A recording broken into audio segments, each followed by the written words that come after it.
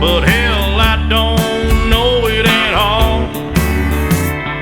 One thing that's certain, and I think old Hank would agree, that sure don't sound like country to me.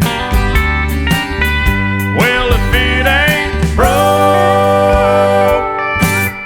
don't fix it. If it ain't Johnny, Merle, or Hank, or Waylon Jennings,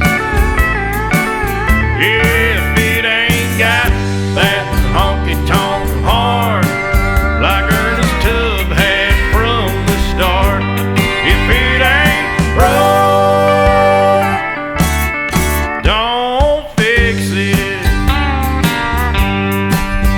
Well, nowadays in Nashville is like the Hollywood of the South. So-called country singers singing songs they know nothing about, swimming